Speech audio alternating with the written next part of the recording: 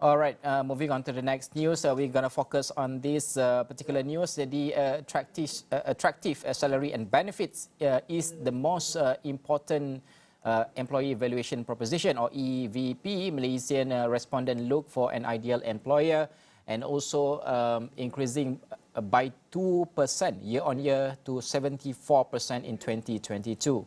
But while good work-life balance ranked a close second at 70%, increasing by 1% from year before. This is from Randstad. The global HR solutions leader announced the survey results of the 2022 Randstad Employer Brand Research Survey in Malaysia. The online survey was conducted in January 2022 with more than 2,500 respondents in Malaysia.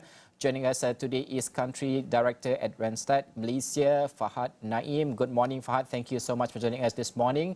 Fahad, first of all, in 2022 Randstad Malaysia Employer Brand Research Report, salary and benefits is cited as the top EVP factor for people look for an ideal employer, and also the top reasons why people resigned last year. Do you think employers are able to meet the salary expectations given that they are in recovery period and also the economy is not doing so well right now? Well, I think you asked the right question, which is if the companies are ready to pay. I think there's a pressure both on the employees and employer, which is starting feeling pressure because of price hike. We're talking about inflation not just within Malaysia, but overall globally as well. So the pent-up consumer demand, Russian invasion of Ukraine, there's a lot of different factors, which is now the inflation rate is surging much higher than and faster than the wages. So there is definitely a need for employer to relook into how much they're paying in terms of salary and the wages to the employees, which is one of the most attractive factors for any employer to attract the job seekers in the market. At the same time, it is also should be, or it is the best strategy for retaining at this point of time where the prices are going high. Or if you see the other side of it, employer, those they have just recovered from COVID, they have gone through the financial up and downs during COVID time. They think that they have still enough time to recover and then look at the salary wages improvement of the current employees and also offering the best what they can competitive in the market. On the other hand, I think companies have gone spending a lot of money when it comes to talking about digitalizations, and they had to enable hybrid working. And that's when companies had invested a lot of money in digital transformation, spending, buying technology equipment, and even to some extent hiring a lot of technology talent as well to really enable hybrid working for them. So there's a pressure on both sides, which is, again, salary and benefit remain one of the most attractive factors. Mm-hmm. Fahad, when we said about the employment and also the, if we look at the few months ago, the world was talking about the Great Resignation. Do you think that Malaysians are jumping at the first chance they have for a higher salary? Great resignation is happening, and a lot of companies are concerned about it. Someone who already had some preparation of how to counter that, they are working toward it. But probably most job seekers, not just looking at the salary, but it's overall the package, salary plus benefit. It's considered as a whole package. But if you see the top two EVP factors for any job seekers or employees to consider as an ideal employer, salary benefit remains number one. Number two is work-life balance. But there is quite a correlation between work-life balance and salary and benefit. So 50% of the respondents in a survey said that if they are getting a fair compensation, that will help them to improve their work-life balance. And 40% said that the compensation beyond salary, which is your allowance, bonuses, will eventually help them to improve work-life balance. So there is the different factors when it comes to considering an employer. Work-life balance plays a part too. Size of the company. Now where many job seekers or employees have faced financial challenges with the organizations, might not receive salaries on time during COVID. So they're also looking for companies who are financially healthy. And at the same time, there's a lot of discussion about the workplace culture as well. Fahad, it's quite subjective for us to say work-life balance, because some say that 4 days work system is the key, while some say that lesser working hours is the key as well. But what exactly is work-life balance, and what are job seekers looking for to help improve their work-life balance? You asked the right question, which is work-life balance, there was a huge discussion, huge demand before pandemic, and all the companies were offering remote or hybrid working. They were forced to do that during pandemic time. When we talk about work-life balance, it's not 50% work and 50% life. So we're talking about literally giving a clear boundaries between what is your work and what is your personal life. Now, as much as we think that technology has given us a lot of flexibility, all of us, we have a phone or a laptop, which is our workstation. But at the same time, there are drawbacks where if you're having a dinner with your family, your friends, and suddenly you get an email notification, and this is email from your client, your boss, your colleague, it is impossible for you not to check or not to think about it. So it's even now, the question is not about what is work-life balance. I think the flexibility what everybody was looking for, companies are offering it. They are still considering more hybrid working option. We need to talk a lot more about work-life harmony, which is we have enough personal time and we have a manageable workload.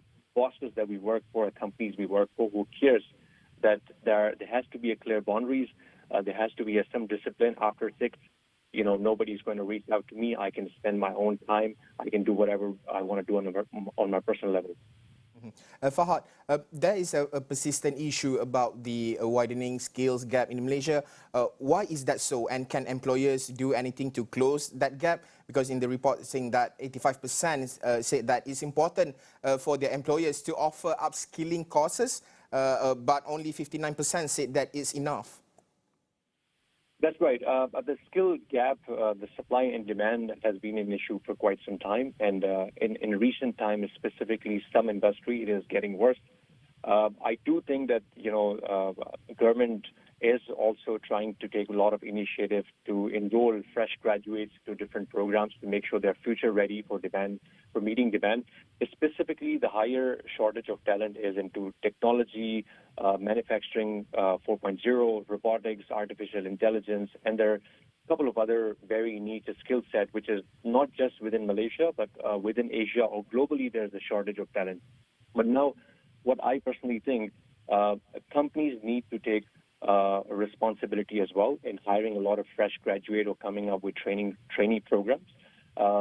Also, I think there's a very big gap which HR should initiate conversation with the existing employees, finding out their interest to see whether they are willing to learn something else within the organizations rather than we look for a talent from outside.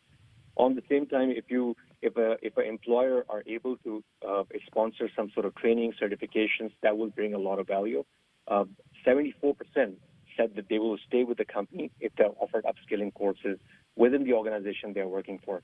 So there's always a way to counter it, but I think there has to be a more aggressive initiative to counter this skill gap in the future. All right, Fahad, thank you so much for joining us this morning. That is Fahad Naeem, the Country Director at Randstad Malaysia.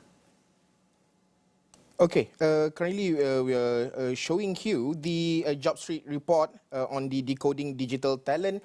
Okay, if you can see on screen right now, the most attractive cities for digital talent, London is still the most attractive cities, chosen by the more than, if I'm not mistaken, about 4,000. Almost 10,000 workers in digital fields. So meaning that London is the most most attractive cities, by 12%. Singapore increased 8 steps to the 10%, and Malaysia, Beijing, Seoul, and also Oslo currently new in top 30 that rank between 2018 and 2020. So this is the latest number released by the Job Street from their report Decoding Digital Talent. So obviously we're looking forward for more and more in terms of the how to increase the talent and also to upskill, upskill and reskill our talent to become Malaysia most attractive destination for the digital players. I guess 16 is not that bad for Malaysia, right? Top 30 is good enough. In terms of attractiveness. But take a look at this graphics on our inflation in 2021 that we provided.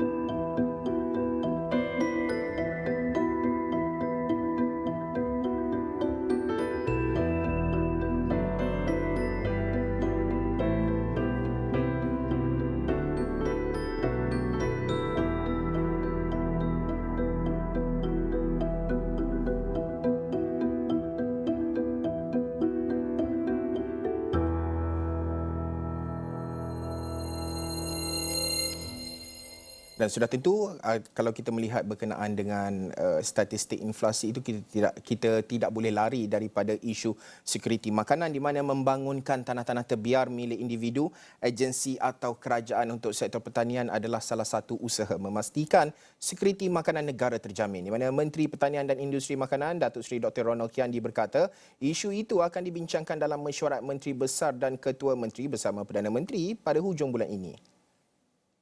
Jadi kita tidak boleh lari daripada hakikat bahawa kenaikan kos input makanan berlaku di seluruh dunia, bukan saja di negara kita, tapi berlaku ini fenomena global. Malaysia juga terkesan dengan pandemik, geopolitik, konflik, penyakit, perubahan cuaca dan sebagainya yang menjadikan kos pengeluaran dan pengangkutan beberapa komponen makanan ternakan, pengangkutan untuk bahan makanan yang diimport dari luar menjadi lebih tinggi. Beliau berkata demikian pada sidang media selepas melancarkan program pecutan berasaskan biologi BBA pada Khamis. Terdahulu ketika berucap, Ronald memberitahu program BBA merupakan panduan bagi membantu syarikat pemula dan perusahaan kecil dalam sektor pertanian. Program itu bertujuan untuk menggalakkan penggunaan kaedah-kaedah bioteknologi dalam operasi untuk terus bergerak maju di dalam industri bioteknologi dan berasaskan bio.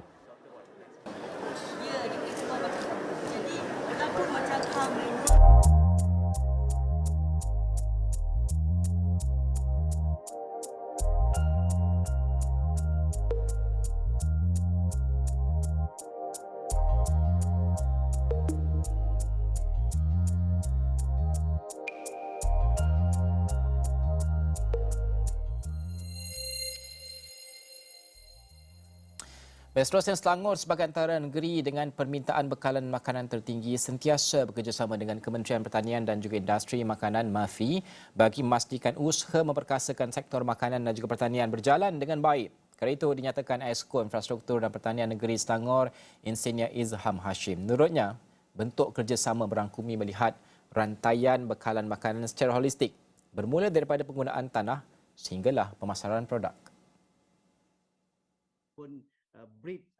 Semasa muncul sebagai tetamu dalam program Dialog 3 Penjuru, beliau akui di sebalik itu kerjasama yang dilakukan tetap berdepan masalah. Bila kita berurusan dengan syarikat ini, antara perkara yang menjadi masalah mereka tidak ada masalah dari segi untuk proses. Tapi dari segi ayam bulat dan broiler ni dia ada kawalan kan? Dia ada harga ceiling. Kalau tak silap Datuk, mungkin Datuk boleh betul kan? RM8.90 sekarang ni dia punya 1 kilo. Itu yang ditetapkan oleh ceiling harga bagi kerajaan yang dia tetapkan. Tapi dengan kenaikan macam saya sebut tadi, bayang tengok jagung. Daripada RM1,000 satu tan dah RM2,600 satu tan. Dan jagung ini, bejirin ini dia menyumbang 50% kepada makanan dia, pellet dia. Dan lain-lainnya ialah daripada hampas soya dan juga fish cake lah yang digunakan untuk buat pellet bagi makanan ayam ini. Jadi tentulah mereka terkesan dengan kenaikan ini. Sebab apa? Harga ayam ini yang satu yang bagi saya adalah satu industri yang akan terus berkembang. Kerana anak-anak muda kita orang sekarang makan ayam.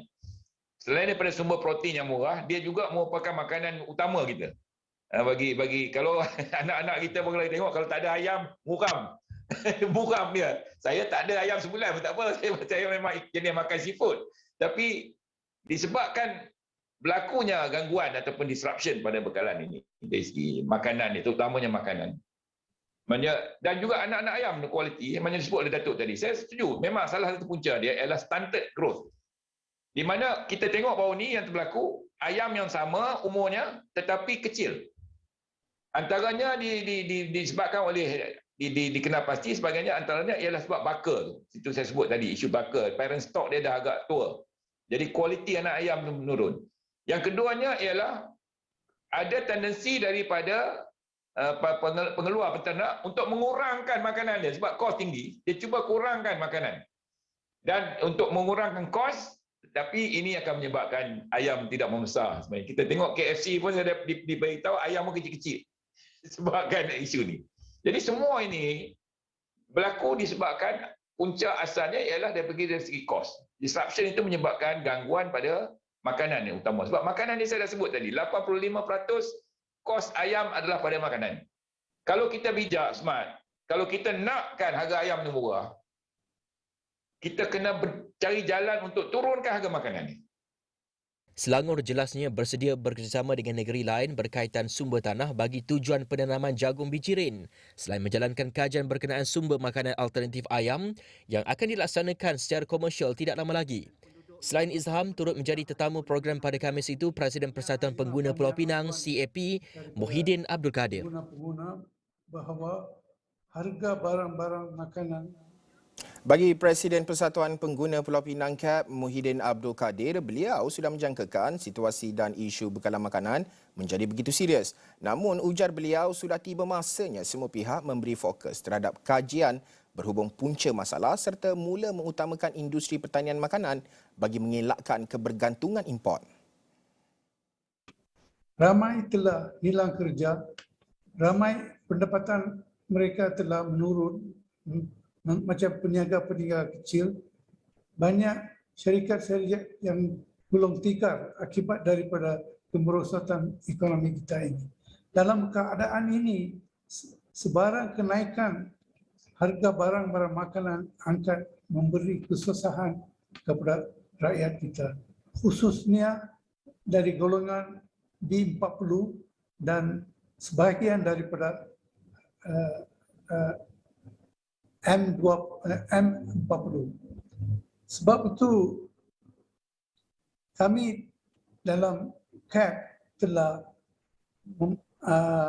lebih 2 tahun lalu, memang lebih 3 tahun lalu telah memberi amaran bahawa kita akan menghadapi satu krisis makanan jika satu-satu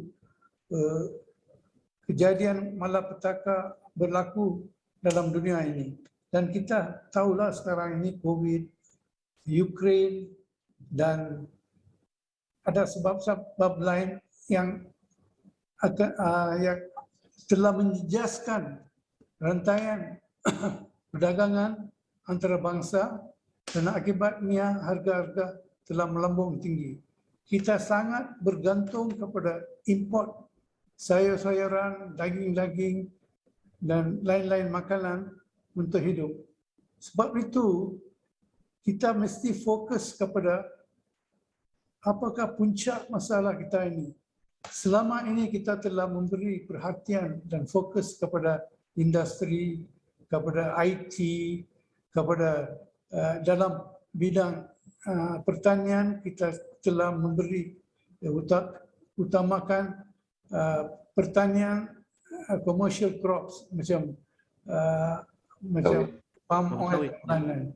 Oleh itu, kita perlukan satu kajian yang menyeluruh untuk mengenal pasti puncak masalah ini dan mengambil tindakan memberi keutamaan kepada agro-food industry.